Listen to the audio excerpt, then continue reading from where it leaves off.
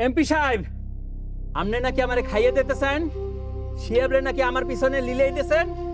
হ্যাঁ, ওই কুত্তার বাচ্চারে। আমি এই তন্ময় আপনার জন্য কি করি নাই বলেন? আপনার জন্য যত স্মাগলিং আছে সব আমি করছি, মার্ডার পর্যন্ত আপনার জন্য করছি, আর আপনি শিয়াবের সাথে হাত মিলাইছেন আজকে। হ্যাঁ তন্ময়, শোনো শোনো, আসো আমার কাছে আসো, বসো। না না, বসো বসো বসো। আরে আমি বসতে আসিনি এখানে। বসো, তুমি বসো, রাগ করো না, বসো বসো বসো বসো। শোনো, এমপির পাশে সবার বসার যোগ্যতা নাই, একমাত্র তুমিই আমার পাশে বসতে পারবে। আর শোনো, এই পৃথিবী হচ্ছে শক্তিশালী লোকে, যে শক্তিশালী সেই টেকে থাকে। তোমার পথের কাটা তুমি তুলে ফেলো। আর একটা কথা শোনো, তুমি তো আগে উত্তরাঞ্চল খাইতা, এখন দক্ষিণাঞ্চল খাইও, দুইটাই তুমি খাইও।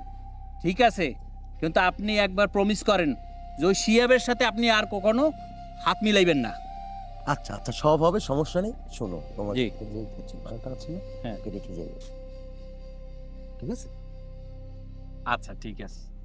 এই নায়িকা, উনি কিন্তু আমাদের বড় প্রডিউসার, ওনার কাছে অনেক অনেক সিনেমার কাজ আছে, তার সাথে থাকো, আর যা বলে সব করবা। ওকে, যাও।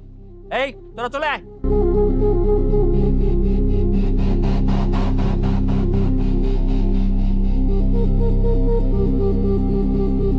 ওই যে তন্ময় আছে না, উনি বলেছিলেন আমাকে নাকি অনেক বড় অভিনেত্রী বানাবেন।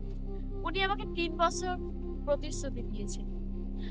তিনি আমাকে নায়িকা বানাননি। আপনি কি আমাকে নায়িকা বানাবেন? শোনো, আমি তোমাকে অনেক বড় নায়িকা বানাবো। তুমি সালমান খান, শাহরুখ খান এদের সাথে তুমি অভিনয় করতে পারবে, সারা পৃথিবী তোমায় চিনবে।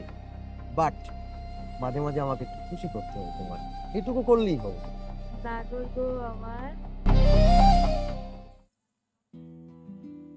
বাবা, কি করছো?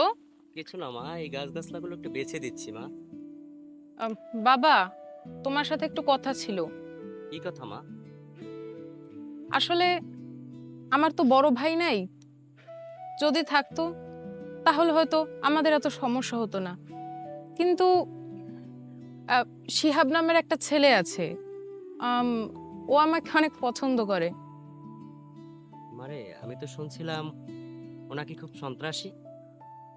সন্ত্রাসী না, আসলে ও অন্যায়ের প্রতিবাদ করে, এই জন্য একটু সবাই মনে করে ওকে সন্ত্রাসী, কিন্তু ও আসলে সন্ত্রাসী না, ও তো ভালো মানুষ। ঠিক আছে মা, তোর জীবন যদি তুই নিজে ভালো মনে করিস আমার আপত্তি নাই, কিন্তু তোরা তো জানিস না তোদের মাঝে আজ আমি বেঁচে আছি শুধু শিহাবেরই জন্য।